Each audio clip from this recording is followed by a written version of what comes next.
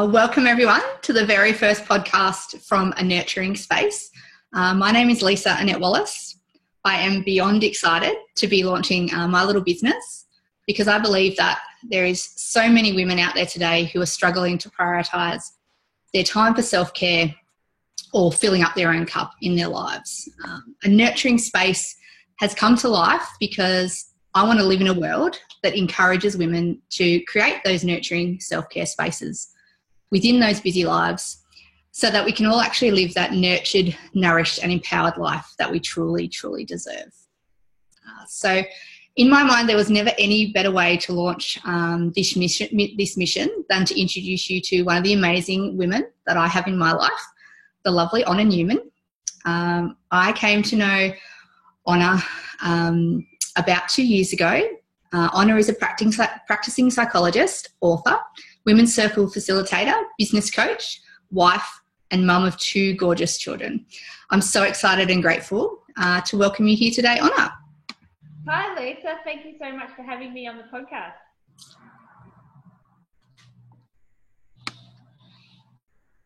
Now I met Honor, as I said, about 2 years ago when I actually became a client at her practice, Uniquely Feminine Psychology.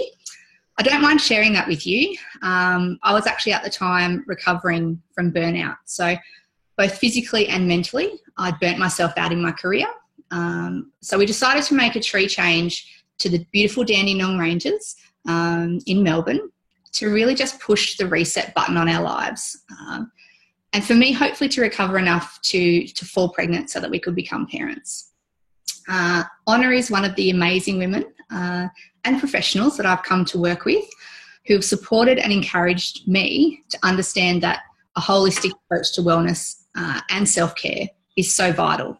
So that physical, mental and spiritual wellness. I'm so excited that you're listening today because Honor is actually quite unique in her approach to practice.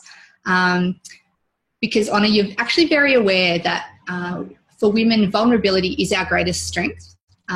And that you are more than willing to share your own personal experiences in the hopes that that will empower others in their journey. So, Honor, I've got you here today to ask you a couple of questions about self-care.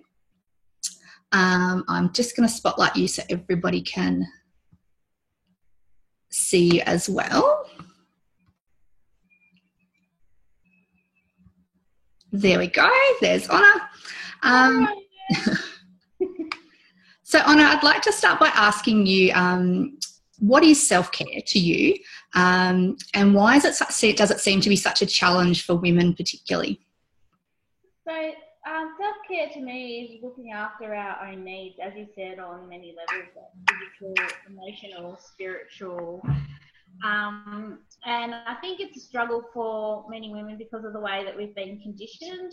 So we've been conditioned to be nice and polite and keep the peace and not to make waves and to look after everybody else, look after your children, look after your husband, look after your friends. And somewhere in the mix, we're not told to look after ourselves. So I think that's where it comes from. Absolutely. And in your experience, I guess your own personal experience, but also your professional experience, what have been some of the benefits of implementing regular self-care practices, which can be challenging sometimes? The benefits are that, if we're fulfilling our own needs, then we're more able to give to others. Once our resources are down to 0 and below, it's very hard to give anything to anybody else.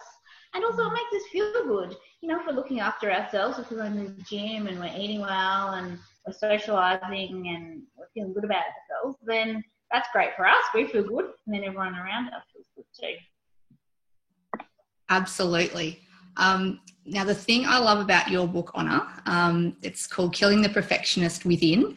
I was actually fortunate enough to step through this with you one-to-one, but for those who may be a distance away and can't, it's an amazing resource. But in that book, you give some really great practical activities. So if we can draw on that sort of those activities for a moment, if busy women only had, say, 15 minutes or so, maybe a couple of those blocks in their day, I'm after today some simple ideas that you could suggest to them for creating those nurturing self-care spaces in their day. Okay, well, I'll just share two of my favourites. So one of them is the pleasures list. So I believe every woman or every person should have a pleasures list, which is all the things that they love to do and make them feel great. And then that's better if you can create that, because it's obviously going to be unique to you. I can say meditate or do this or that, but if you don't enjoy it, then it's not going to work. It's not going to bring you joy. It's not going to bring you relaxation if it's something that you hate. And then in that 15 minutes, just do one of those things. Like, it really is that simple. And putting that in the diary. So making it as important as anything else. The other one I think is, creating a space in your house which is peaceful for you to go to. I think that's also really important. Absolutely. Things you love in it, maybe clean. No kids' toys. No kids' toys allowed. Unless you find kids' toys relaxing. And finally, Honor, something that I hope to ask everyone I speak to along the way, but for you, if you only had 15 minutes in your day, can you just give us a bit of an idea of what your nurturing self-care space might look like?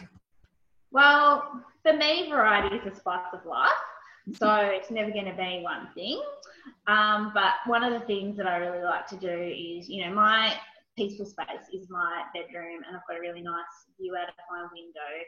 So I like to just look out of that, and sometimes I get birds coming and eating their dinner, and, that makes me feel really happy because it's really cute. So, that's one thing that I do to relax. That's amazing. And as you say, it's all different for different people. So, I've got so much out of working with you one-on-one. Sorry, I'm just going to bring it back to both of us. Yeah, I've got so much out of working with you one-on-one, and also in our women's circle, which is an amazing concept that I would love to help create in some other people's lives as well. I've really come to understand by working with you that self-care is actually my responsibility. That's not, this shouldn't become another should on our list of things to do in a day.